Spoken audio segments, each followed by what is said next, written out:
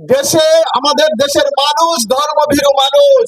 মসজিদের ইমাম সাহেবের বেতন হয় না, খতিব সাহেবের বেতন হয় না, মুয়াজ্জিন সাহেবের বেতন হয় না, সমিতির টাকায় তাদের সংসার চলে। অপরদিকে মন্দিরে পুরোহিত বাবুর বেতন হয় না, সেবকদের বেতন হয় না, প্যাগোডায় যারা আছেন উপাসনালয়ে তাদের বেতন হয় না। তারেক রহমান সাহেব স্পষ্ট করে বলেছেন, ইমাম, খতিব, মুয়াজ্জিন, পুরোহিত সহ ধর্মীয় প্রতিষ্ঠানে যারা সেবায় নিয়োজিত আছেন, আগামী দিনে তাদের রাষ্ট্রীয়ভাবে বেতন এবং ভাতার ব্যবস্থা করা হবে। আমরা ভেস্তের টিকিট দিতে পারবো না, কিন্তু দেশের আলেম ওলামা যেন সচ্ছল ভাবে, সুস্থ ভাবে তাদের পরিবার নিয়ে বসবাস করতে পারে, সে ব্যাপারে আমাদের পরিকল্পনা আছে ইনশাআল্লাহ। বেহেশতের টিকিট দিতে পারবো না, তবে আলেম ওলামাদের সচ্ছল জীবনের ব্যবস্থা করব।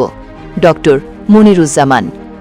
আসন্ন ত্রয়োদশ জাতীয় সংসদ নির্বাচনকে সামনে রেখে সাতক্ষীরা ৪ শ্যামনগর আসনে বাংলাদেশ জাতীয়তাবাদী দল বিএনপি মনোনীত ধানের শীষের প্রার্থী ডক্টর মোহাম্মদ মনিরুজ্জামান বলেছেন, বিএনপি ক্ষমতায় গেলে আলেম ওলামাদের মর্যাদাপূর্ণ ও সচ্ছল জীবন নিশ্চিত করা হবে।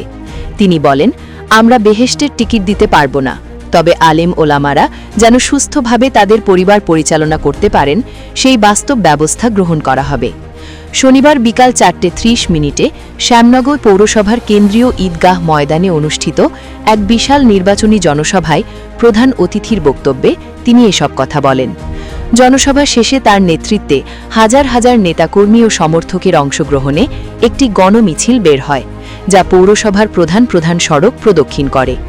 ডক্টর মনিরুজ্জামান বলেন, সাতক্ষীরা ৪ আসনের জনসমাগম প্রমাণ করে জনগণ পরিবর্তন চায়। দীর্ঘদিন ধরে জনগণের ভোটাধিকার হরণ করা হয়েছে উল্লেখ করে তিনি বলেন, ভোটাধিকার পুনরুদ্ধার ও গণতান্ত্রিক বাংলাদেশ প্রতিষ্ঠায় ধানের শীষের কোনো বিকল্প নেই। তিনি আরও বলেন, নির্বাচিত হলে শ্যামনগর অঞ্চলের অবকাঠামোগত উন্নয়ন, কর্মসংস্থান সৃষ্টি এবং একটি দুর্নীতিমুক্ত প্রশাসন গড়ে তোলাই হবে তার প্রধান অগ্রাধিকার। জনসভা শুরুর আগে উপজেলার বিভিন্ন ইউনিয়ন ও পৌর বিএনপি ও অঙ্গ ও সহযোগী সংগঠনের নেতাকর্মীরা খণ্ড খণ্ড মিছিল নিয়ে সমাবেশ স্থলে এসে জড়ো হন। ১২ তারিখ সারাদিন ধানের শীষে ভোট দিন সহ নানা স্লোগানে পুরো এলাকা মুখরিত হয়ে ওঠে।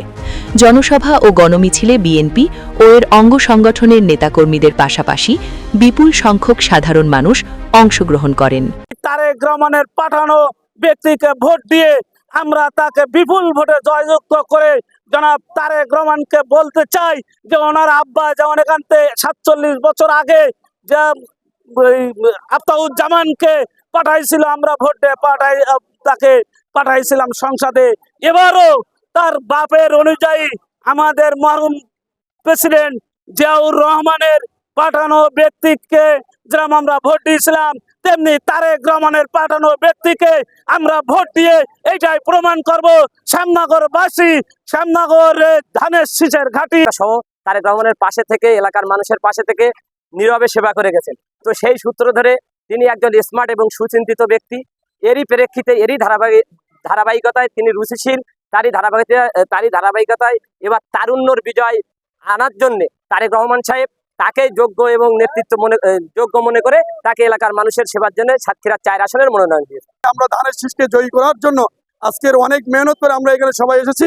আগামী ১২ তারিখ সারাদিন ধানের শীষে ভোট দেবো ইনশাল্লাহ, এই প্রতিজ্ঞাবদ্ধ আছি আমরা সকলে।